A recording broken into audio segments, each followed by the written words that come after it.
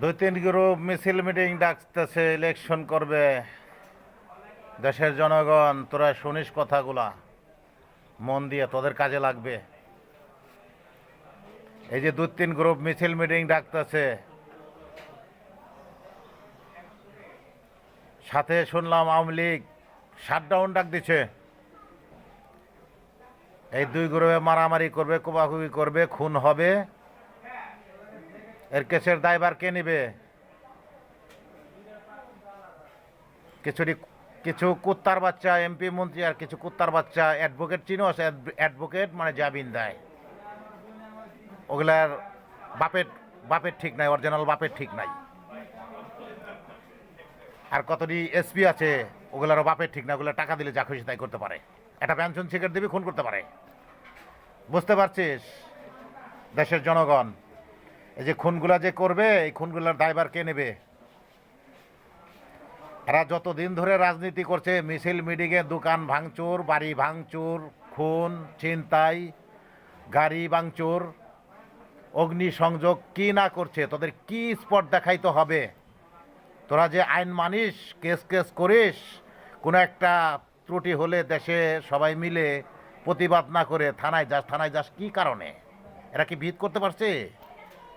বেগম দেশ চালাই গেছে 45 46 বা 70 বছর, শেখ মুজিবর চালাইছে 17 বছর। তোরা কি এটা বন্ধ করতে পারছিস? থানা কি পারছে? ওটা তো জাউরার ঘরে জাউরা কতটি, আর কতটি বাপের ঠিক নাই। কতটি আইন আছে, কতটি আইন আছে, কারণ তারা আপ্রাণ চেষ্টা করে, কিন্তু তাদের হাতে লাঠি দেওয়া হয় নাই। সে আইনের কাছে বস্তু দেওয়া হয় নাই, কারণ তারা রিফি। তারা মাস শেষে কয়েকটা টাকা পায় পেটের ক্ষুধা নিবারণ করার জন্য। তাদের স্পেয়ার কোনো ব্যবস্থা করা হয় নাই, কারণ স্পেয়ার কাজ করতে গেলে তার একটা গাড়ি লাগে, তার যাওয়ার জন্য তেল খরচ লাগে। সে আসামকে দাবড়াইতে হইলে সময় দিতে হয়, সেই ব্যবস্থা করেনি। কারণ আসাম ধরা পড়বে। এই যে রাস্তায় যে খুন চাঁদাবাজিগুলো হবে, হয়তো কোনো টুকাই ধরে আসাম দেখাবে, কোনো মন্ত্রীর পোলা বা কোনো এমপির পোলা বা কোনো এসপির পোলা যদি খুন করে থাকে, ওটাকে টোকাই ধরে আসাম সাব্যস্ত করে বলবে যে এই ছেলেই খুন করেছে। এটাই হয়ে আসছে 70 বছর ধরে, 70 80 বছর ধরে তো এটাই হয়ে আসছে। রাস্তার হিরোইনচি ধরে আসাম প্রমাণ করিয়ে মন্ত্রীর পোলার জামিন বা এসপির জামিন হয়ে গেছে। যে এটার আসাম ওই এসপি হয় কি করে? আমরা তো আসাম ধরে রাখছি ছেলে। এটা হলাম অ্যাডভোকেট জারজদের কাম। এটা জারজের বাচ্চা কতটি, ওই সুপ্রিম কোর্ট কস আর বালকোর্ট কস। বুঝতে পারছি সেগুলোর ড্রাইভার কে নেবে? তোরা বল, বলতে পারিস না? ফুটেজ বানিয়ে আমাকে আমার আইডিতে দে, এর জবাবগুলো দে।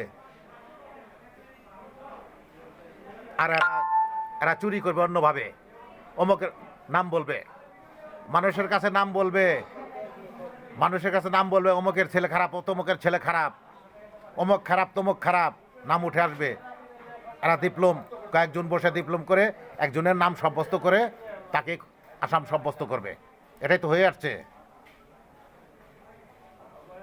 কারণ তাদের তাদের যদি একজন মানুষকে একটা কথা বলি, একটা মঞ্চে যদি বলি যে অমুক লোক অমুক কাজটা করছে, সবার বেনে ধরে, সবার রুহুতে ধরে, যার নাম বলে আব্বল বস্তু আমি, সেই রুহুতে যদি ধরে, সেই রুহু তাকেই খারাপ বলে। আর পাবলিক তো জানে না, দেখে নয় চোখে, শোনেও নাই বা খবর জানেও না যে কে খুনটা করছে বা কে অপরাধটা করছে। পাবলিক তাকেই পেটাবে, তার নামই বলবে। যে সমস্ত আইন বিভাগ আর সরকার আর অ্যাডভোকেট, এটা কি মানুষে আসলে কি আর মাইগো বিছনায় শুয়েছিল না কুত্তায়? তোদের মতামত জানার জন্য আমি কথাগুলো বলতেছি। তো কুত্তার বাচ্চা কতটি? তার আগেই বলছি যে সবার মধ্যেই বিবেক জ্ঞান আছে, সব জাতের ভিতরেই চুর আর বাটপার আছে। তো এই সমস্ত কুত্তার বাচ্চাদের কি করা উচিত তোরা বল? আমি আবল দাদা, আমি দল এখনো থামিয়ে রাখছি, আমি দুর্বল না। তো এই সমস্ত আইন বিভাগরে আমি কি করতে পারি? তোদের কাছে কি প্রাপ্য আমার, তোদের রক্ষা করার জন্য বা তোদের ছেলেপেলে রক্ষা করার জন্য? লাইক কমেন্ট শেয়ার দিয়ে পাশে থাক। আর এই সমস্ত ডেটগুলো মনে রাখিস, যারা এই শাটডাউন ডাকতেছে, দলের জন্য ডাকতেছে, কতই খুন হয়। তোদের তো এই সমস্ত বেন কেউ বলে দেয় নাই। আমি আবল দাদাই শুরু করছি, এখন দুই একজন আস্তে আস্তে বলতেছে, ওদের বলতে দে। কারণ এটা দেশের এবাদত বা দেশের জানমাল রক্ষার্থে কাজ কাজ চালাইতেছে ওরা, অগ করতে দে। এ কথা বলে শেষ করছি। আল্লাহ হাফেজ, তোরা ভালো থাকিস।